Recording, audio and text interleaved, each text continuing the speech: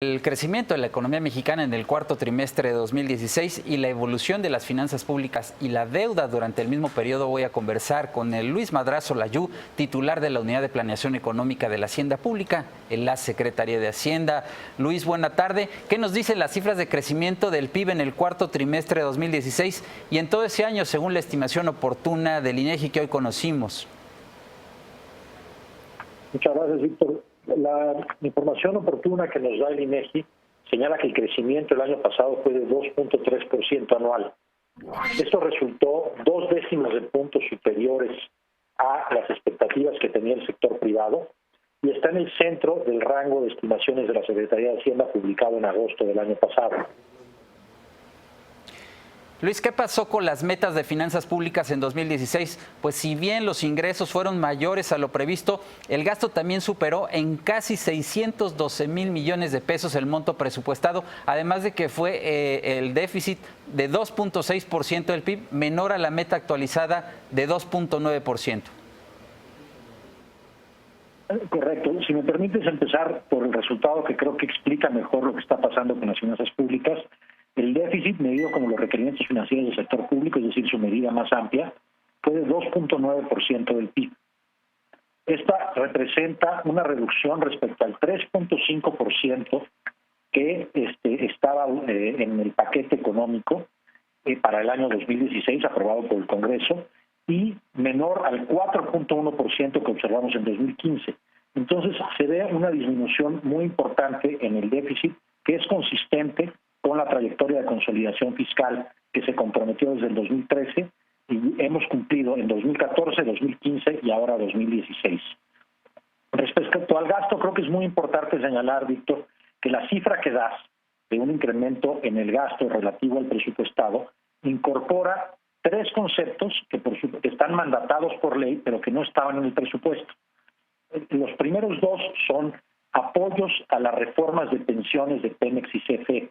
Pemex y CFE hicieron reformas a sus sistemas de pensiones que ahorraron dinero y la reforma energética decía que por cada peso que ahorraran recibirían un peso de apoyo del gobierno federal. Entonces, son pesos que el gobierno federal gasta, pero que caen en el balance de las empresas paraestatales. Es decir, si tomas a todo el sector público, no es un gasto que haya hecho el sector público, simplemente es una transferencia dentro del sector público. El tercer elemento es el Fondo de Estabilización de los Ingresos Presupuestales. De nuevo, es algo que se registra como gasto del gobierno, pero se deposita en el Fondo de Estabilización que tiene el propio gobierno federal y por lo tanto es un ahorro más que un gasto. En ese sentido, esto explica la gran mayoría de la diferencia en el gasto que estás observando. Tenemos unas medidas que nos permiten descontar esto y observar la dinámica del gasto. Si ves el gasto total sin inversiones financieras, que son las que te acabo de mencionar, vemos que en el año 2015 fue 25.9% del PIB y en 2016 bajó a 25.2% del PIB. Creo que con estas medidas se observa el esfuerzo de contención. Tenemos otras medidas que también nos permiten ver el gasto que realmente está bajo el control del gobierno federal, es decir, excluyendo el gasto no programable como son los pagos de intereses o transferencias a los estados y también las pensiones.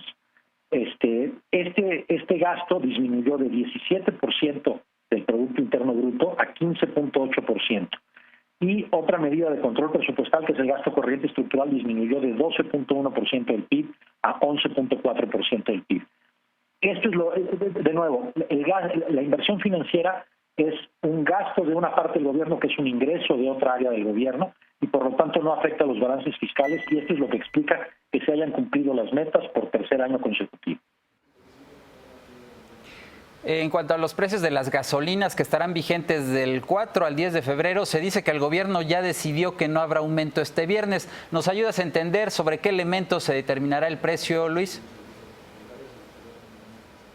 Mira, los precios son fórmulas que fija el gobierno con base en las referencias internacionales y los principales componentes son el precio de las gasolinas en el exterior y el tipo de cambio.